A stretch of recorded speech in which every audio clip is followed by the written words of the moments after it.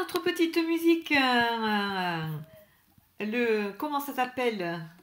Les petites musiques de début, ça a un nom particulier. Les jingles. Exactement. Et en français l'introduction. Voilà, si tu veux, la musique d'introduction, tout à fait.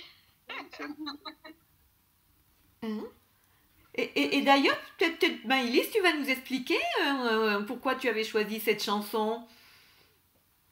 Ah ben je sais pas, en fait je pense que c'est parce que c'est une musique qui est entraînante et je pense aussi inconsciemment c'est une femme qui a vécu une rupture amoureuse et qui raconte que así es la vida, c'est comme ça la vie, et puis elle repart danser et puis elle se met à danser, à vivre, c'est la vie, et puis on redémarre, et puis il y a la joie de vivre qui vient, et voilà, aux alentours des aléas de la vie, así es la vida, c'est comme ça la vie, et puis ça ne nous empêche pas de danser, de vivre, et c'est la joie de vivre, quoi. Merci. Voilà. Pour ces explications. Oui. Alors aujourd'hui, nous sommes au 23e jour. Oui. On a passé le seuil des 21 jours. Parce qu'effectivement, on entend beaucoup en neurosciences que pour changer des habitudes, créer voilà, de nouvelles pensées, c'est 21 jours minimum. Et maintenant, on parle de 30. Pardon? La peau. La peau. La peau? Ouais. 21 Ah jours. oui, elle se régénère en 21 jours, oui. D'accord. Donc tout ce qui est général. Et du coup, avec Maëlys, on s'est dit, parce que maintenant on entend aussi 30 jours, donc on s'est dit, on n'est plus à 9 jours près, on continue jusqu'à 30. C'est pour ça que nous, on a choisi 30. Mais c'est vrai qu'on a cette habitude, on l'a prise, hein, ça passe vite en définitive. Ça devient naturel maintenant. Mais oui, c'est vrai. Oui, c'est vrai. Mais c'est bien. Quelque Ben part, oui, c'est un challenge qu'on tient sur la distance, parce que moi, je trouve ça très bien. Et on verra qu'est-ce qu'on pourra maintenir après, pour après. Donc, et justement, juste pour rajouter, moi, ça fait que quelques jours. Oui. Et donc, justement, quand on échange avec les collègues ou avec les amis, des fois, je snap en disant « Oui, c'est bon, moi, je suis connectée à 19h. Je suis à l'heure. » Oh, merci. Et donc, elles me disent, ah ben, ça a l'air d'être intéressant. Donc, je partage le groupe, dans le groupe qu'on a, des photos Insta, ce que Maëlys elle poste aussi. Elles me disent, ouais, ça a l'air d'être intéressant. Bah, justement, venez. Ah, super. Et même au travail, quand je leur dis, oui, bon, bah, t'as fait quoi aujourd'hui? Bah, j'assiste au live. Et ils me disent, ah, bah, ça a l'air d'être intéressant comme contenu. Bah oui. Donc, vraiment, chapeau. Ah, Merci beaucoup. merci pour ce retour. Ouais. Non, mais c'est On vrai. devient populaire même à Paris. Bah oui, bah attends, même si t'es pas à Paris, bah oui, quand même. C'est la magie, effectivement, de maintenant d'Internet et de pouvoir se connecter partout. Hein. Donc, c'est extraordinaire, quoi. Hein. Et de partager les ressources, parce que je vois toutes les ressources que vous mettez qui sont très diversifiées. Et puis, moi j'accroche, hein, je les regarde toutes. Et qu'elles soient longues ou plus brèves, comme la dernière, là, de 5 minutes. Mais il a fallu que je mette un commentaire parce que je l'ai trouvée très bien, quoi. Voilà, très concentrée, très bien faite. Et oui, et je me dis, mais bon, on en revient à l'idée de l'image, de s'obliger à parler en direct et autres, et que certaines n'osent pas, mais je suis sûre que derrière, voilà, il y a du partage, et c'est très très bien comme ça. Merci en tout cas pour tout ça. Ça me va chaud au cœur. Du coup, donc 23e journée, je crois Maëlys que tu n'as pas eu le temps de... Non, j'ai pas eu le temps c'est de ça, j'ai regardé. Donc du coup... je la fais après, c'est pas grave. Voilà, ben oui, tout à fait. Du coup, tu veux la lire, Maëlys ou Aujourd'hui, c'est une question qui... on change un petit peu du travail, mais c'est un rapport avec les besoins et non les valeurs. Et avant de poser la question, je voulais savoir si tout le monde était OK avec les besoins de la pyramide de Maslow. Ou si tout le monde la connaissait déjà. rapidement. On a vu ça au cours, mais c'était à très très longtemps. T'as des vieux souvenirs de la pyramide de Maslow? C'est ça, oui. Ouais. Et toi, Nathalie? Ouais. Moi, encore plus vieux, hein. Mais tu en as entendu parler déjà. Oui, bien sûr. Ouais, bien sûr. Alain, j'ai l'impression qu'il connaît déjà. Moi, c'est carrément du siècle dernier. Ah, d'accord. Ok, mais c'est intéressant. Mais tu connais aussi. Bien sûr. Tout le monde ne connaît pas. Ah, pardon. Ouais. Eh non. Donc bravo. Alors, du coup, Alain, est-ce que vous pourriez nous dire qu'est-ce que la pyramide de Maslow et quels sont les besoins? Vous rappelez. J'ai pas en mémoire. Et toi, Lakshana, tu te rappelles à peu près combien il y a de niveaux? Non. Et Nathalie? Non.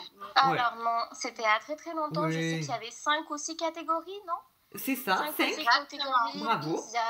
Il y a l'équilibre, la rémunération. C'était à très très longtemps et je sais qu'il y avait c'était par couleur, mais là je me rappelle pas du tout. Oui, non. Je vous laisse la parole. Oui. C'est mieux. Tu veux continuer, Maïlis? Ou si tu as envie de prendre le relais? Oui, je sais pas. N'importe. Donc effectivement, cette pyramide, il y a 5 niveaux. Hein, et le premier, c'est les besoins physiologiques. Tout ce qui est faim, soif, sexualité, respiration, sommeil, voilà. élimination. Tout ce qui est besoin de sécurité au-dessus. Environnement stable, prévisible, sans anxiété ni crise. Au-dessus, le besoin d'appartenance, amour, affection des autres. Au-dessus, l'estime de soi. Et c'est la reconnaissance, l'appréciation. Et après, tout ce qui est besoin d'accomplissement personnel. Ok. Et Maïlis, tu veux compléter le passage d'un niveau à un autre Pas forcément. Enfin, voilà. Moi, enfin, je peux te laisser continuer. Parce que pour moi, c'est quelque chose de... Ah, Nathalie, elle a dû avoir un petit souci. Oui. Parce qu'effectivement, on passe d'un niveau à l'autre. Et si par exemple, on a très faim, eh on va passer au-dessus de la sécurité, quoi. On est capable de prendre des risques pour remplir le besoin physiologique. Et ainsi de suite. D'accord. Hein, voilà, après c'est le besoin de sécurité, besoin d'appartenance, mais on peut transgresser et passer et changer ses importances, quoi, tout au long de sa vie, voilà. Tout au long de... Oui.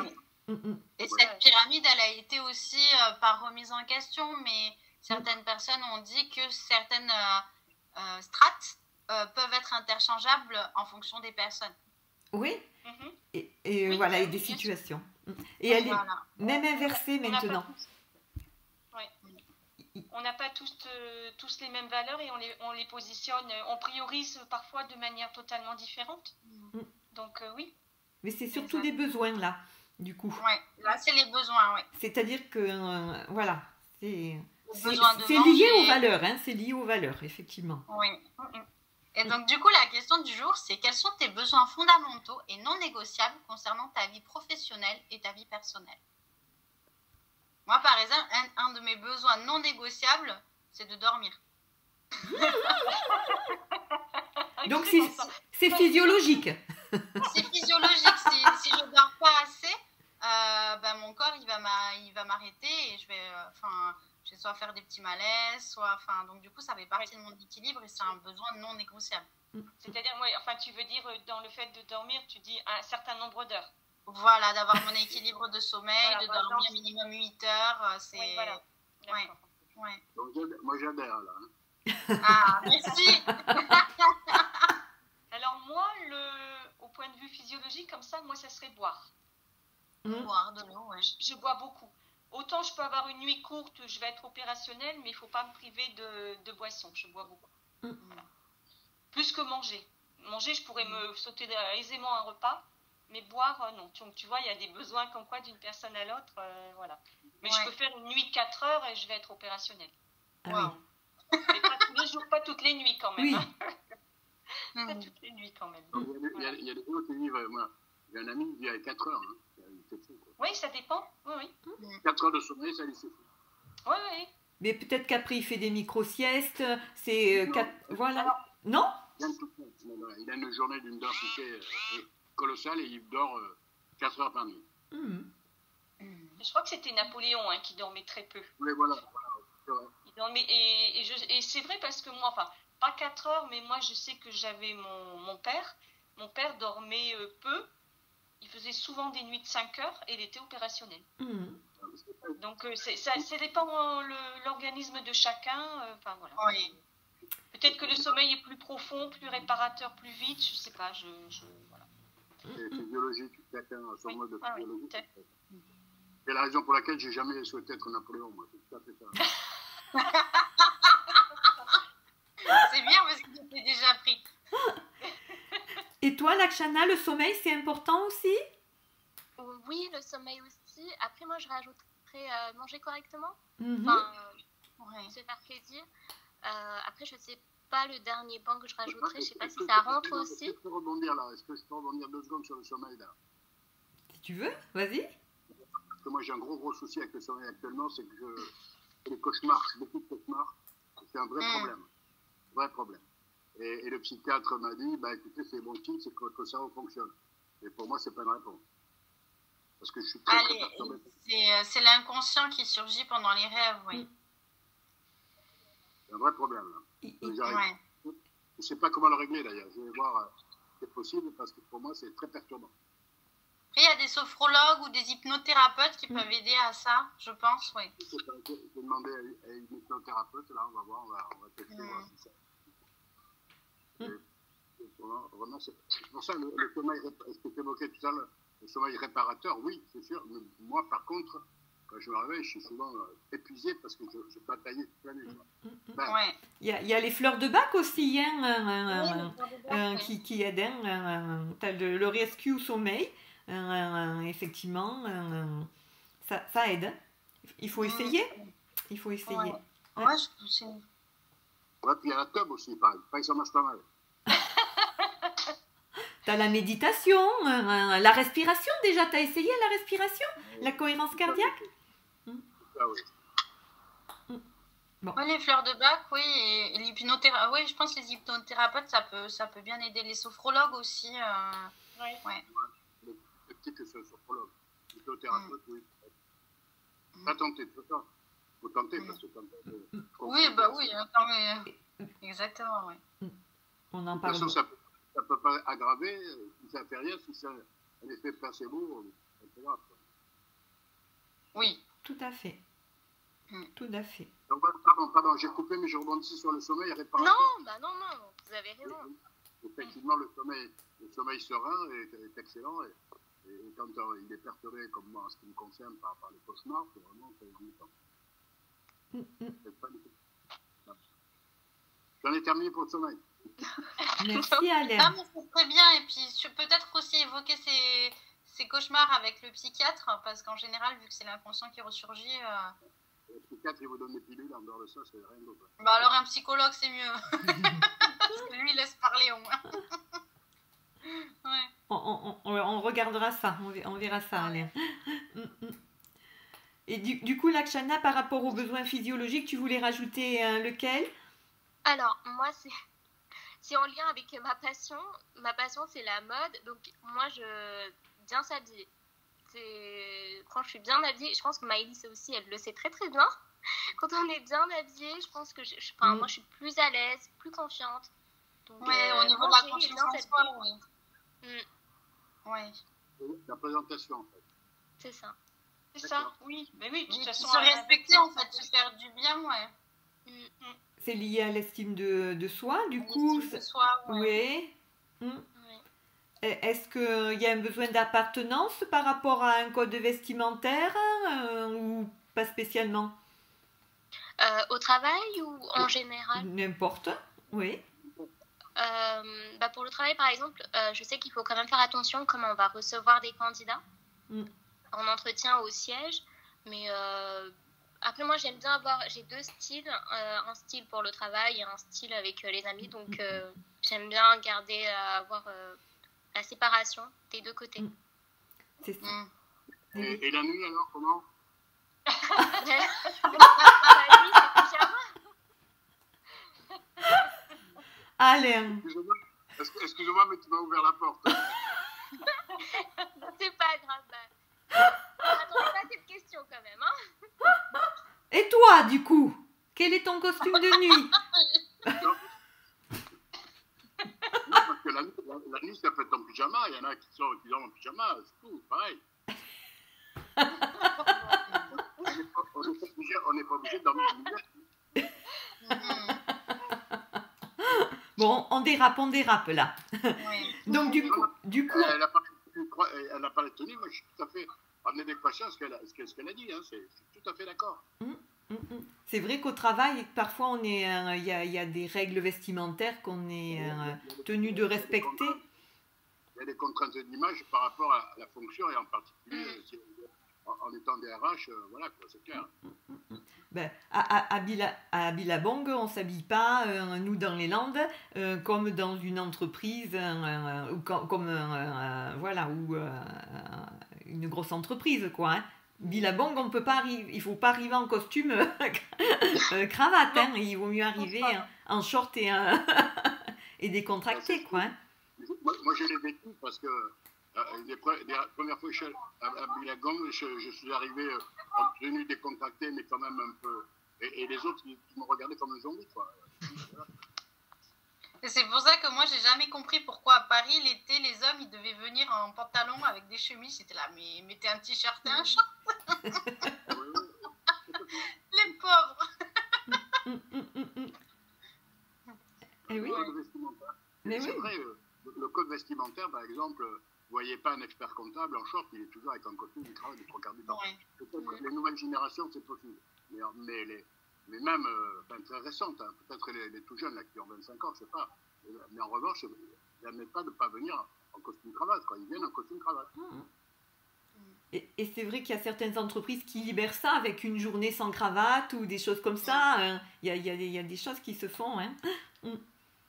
Un petit Non, mais c'est peu. amusant, c'est intéressant, parce qu'effectivement, le code vestimentaire, c'est amusant. Voilà, le premier, quand j'ai été, je pense à un chirurgien qui est arrivé, qui est une star de la chirurgie de reconstitution, parce que c'est lui qui m'a refait mon doigt, mais il est arrivé, les cheveux sur les épaules, en jean, enfin voilà, quoi. Et il arrive et il se balade en Harley Davidson, quoi. Ça surprend un peu. De la part du chirurgien, on l'attend toujours plutôt à la blouse blanche, etc. Enfin, voilà. Mais c'est vrai. Et Les pourtant, cheveux bien coupés, et tout ça. Et pourtant, c'est un chirurgien exceptionnel, quoi. Donc, comme quoi, voilà. Non, mais c'est vrai, c'est intéressant, ton code vestimentaire, là. Je trouve que c'est extrêmement intéressant, là. Et qu'est-ce qui est non négociable, par contre, parce que bon, les vêtements, la tenue vestimentaire, on peut accepter, c'est acceptable, quoi. Hein, mais qu'est-ce qui est non négociable pour vous?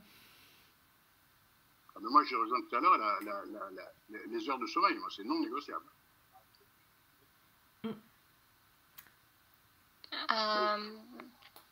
Au travail ou Ouais. plus en milieu professionnel? Eh ben, par exemple, on peut avoir des besoins de sommeil, mais le travail, on fait les 3-8, enfin voilà, il y a des contraintes, quoi. Hein. Mais est-ce qu'on tient voilà, qu'est-ce qui est non? Il y a des personnes qui ne, justement parce que la valeur forte et le sommeil, vont pas accepter de changer d'horaire de travail. C'est non négociable. Voilà. Donc, pour vous, est-ce qu'il y a quelque chose qui est non négociable si on le demande en entreprise? Ça, c'est niet et il n'y a pas à y revenir. Moi, je dirais qu'il y a les horaires. Par exemple, j'aimerais pas qu'il y ait que mes journées soient fractionnées. Tu sais, par exemple, comme dans le milieu de la restauration, ça, moi, je pourrais pas. Faire 2 heures, repartir, revenir 3 heures, ça, non, moi, il faut que ma journée continue. Il y a ça, et j'ai besoin quand même, dans mon travail, et je l'ai toujours eu, heureusement, une certaine liberté d'action. Voilà. Je suis très indépendante. Donc, faut pas être sur mon dos, quoi. Ça va pas aller, mais pas du tout, quoi. C'est impossible. Donc je suis assez, ouais, je suis assez indépendante. Et il se trouve que dans mon travail, à 80%, je suis autonome. Autonome et indépendante. Ouais. Et c'est important pour moi.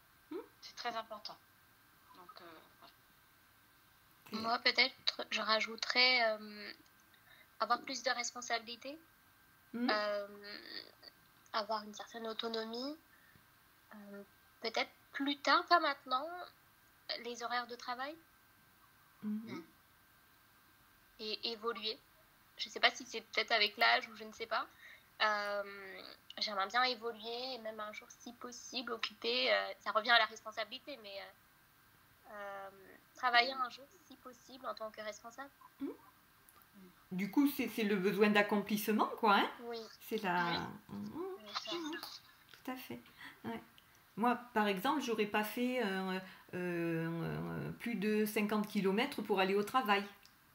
Il y en a qui font tous les jours. Même vous, à Paris, le métro, enfin le temps que vous passez dans le métro, c'est épuisant. Ça, c'est des choses, effectivement, je n'aurais pas accepté d'aller travailler à plus de 30 km, quoi. Hein.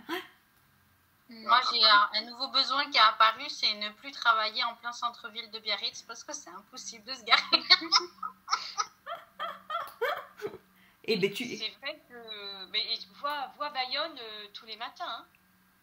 Moi, je vais à pied au travail, parce que c'est mon choix, j'ai une demi-heure de marche. Mais je t'assure qu'à partir de 7h30, ça bouchonne. Hein, c'est affreux. Ah oui, je sais, oui, parce que parfois j'y vais le matin. Et le soir, dans l'autre sens, hein, pour repartir, c'est... ouais, mais des fois, je me dis, mais je vais plus vite à pied que eux en voiture qui... C'est fou, quoi. Et les jours de pluie, c'est pire encore parce qu'il y a plus de circulation encore, puisque tous les jeunes ne prennent pas leur scoot quand il pleut, donc il y en a plein, les parents les déposent. Enfin, bref, c'est vrai, c'est vrai. Moi aussi, c'est pareil, je crois que prendre la voiture, faire 1 heure de route pour aller au travail, je ne l'aurais pas fait, c'est clair. Ça, c'est clair. Là aussi, ça fait parfaitement, je rebondis en même temps sur le nom de Gossap. Je n'aurais jamais accepté de faire 1h30 de trajet le matin pour bosser, autant le soir. Toi, Lakshana, t'as combien de temps? 45 minutes? 45 minutes, ouais. En transport en commun? Transport en commun. Ouais, c'est pas facile en plus parce que c'est bondé, c'est... Il y a une souvent des grèves, des problèmes techniques. Ou, voilà. Avec les grèves aussi. Et avec les grèves, oui. Ouais. Et tu arrives à optimiser ce temps, du coup, quand même, dans les transports en commun? Alors, après, on a... Oui, pardon. Alain, il parlait, je l'ai coupé peut-être. Non. Non, vu que comme on n'a que le portable, traiter les mails, écouter de la musique, envoyer des messages à quelques amis. C'est ça, voilà. Tu profites de ce temps pour faire des choses comme ça, toutes simples, quoi. C'est ça. Ça dépend des horaires, ouais. Bon. Et ben voilà, mais merci de tous ces échanges. Il y aura une petite ressource pareille en vidéo de Martin La Tulipe. Vous regarderez, vous nous direz ça demain. Hein. En tout cas, bonne soirée. Bonne soirée à tous. Et puis à demain. Hein. Alors moi, je serai sûrement en direct de Bayonne parce que je vais à un apéro réseau demain soir. Donc peut-être il y aura du bruit autour de moi, mais j'essaierai d'aller dans une petite rue derrière pour me connecter. Ok. À demain. Bonne soirée. Au revoir. Bonne soirée. Au revoir. Merci. Ciao.